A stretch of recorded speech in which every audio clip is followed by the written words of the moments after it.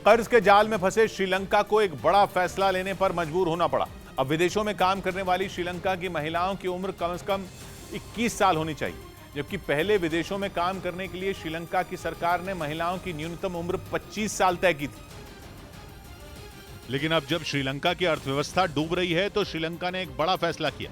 डूबती हुई अर्थव्यवस्था को बचाने के लिए श्रीलंका की सरकार कुछ भी करने को तैयार है। अब 21 साल की उम्र में श्रीलंका की महिलाएं देश से बाहर जाकर रोजगार के मौके ढूंढ पाएंगी। कई सालों से श्रीलंका में ये उम्र 25 साल थी, लेकिन अब श्रीलंका को किसी भी कीमत पर डॉलर की जरूरत है। विदेशी मुद्रा भंडार नहीं बचा तो श्रीलंका का कंगाल होना तय है। दुनिया के सामने भीख मांगने के बजाय श्रीलंका अपने नागरिकों से मदद की आस लगा रहा है। उसे लगता है कि उसके नागरिक अगर विदेशों में पैसा कमाकर श्रीलंका में लाएंगे तो श्रीलंका को कुछ मदद मिलेगी, क्योंकि श्रीलंका इस वक्त बहुत बड़े आर्थिक संकट में फंसा है। वहां की सरकार इसलिए लाचार है क्योंकि विदेशी मुद्रा भंडार खाली हो चुका है, इसीलिए कच्चा तेल इंपोर्ट करने की भी उसकी हैसियत बाकी नहीं बची।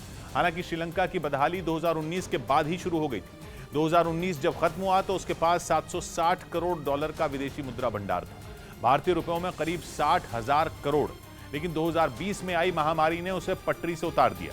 पर्यटन ही श्रीलंका की अर्थव्यवस्था की रीढ़ रही है, लेकिन महामारी के दौरान पर्यटन का पूरा उद्योग ही तहस नहस हो गया। 2020 खत्म हुआ तो विदेशी मुद्रा भंडार 760 करोड़ डॉलर से कम होकर 570 करोड़ डॉलर रह गया, मतलब 60,000 करोड़ रुपए से घटकर 44,000 करोड़। 2021 खत्म हुआ तो यह आंकड़ा 310 करोड़ डॉलर हो गया, मतलब करीब 24,000 करोड़ रुपए। और इस साल के मार्च तक यह आंकड़ा कम होकर केवल 190 करोड़ डॉलर बाकी रह गया। रुपए में हुआ 14,000 करोड़।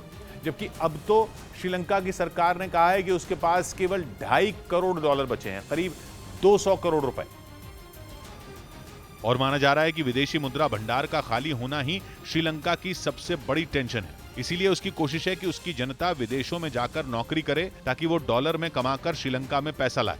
हैरानी की बात यह है कि विदेशी मुद्रा भंडार की किल्लत दूर करने के लिए श्रीलंका 17 साल पुरानी एक बहुत बड़ी घटना को भूल गया। ऐसी घटना जिसने पूरे श्रीलंका को गुस्से से लाल कर दिया था। उस वक्त रिजाना नफीक नाम की महिला को सऊदी अरब में मौत की सजा सुनाई गई थी। उस पर सऊदी अरब में एक 4 महीने के बच्चे की हत्या का आरोप लगा था। रिजाना वहां उस बच्चे की देखरेख का काम करती थी, लेकिन बच्चे की मौत के बाद रिजाना को भी सजाए मौत दे दी गई थी। तभी विदेशों में काम करने के लिए श्रीलंका की सरकार ने न्यूनतम उम्र बढ़ाकर 25 साल कर दी थी।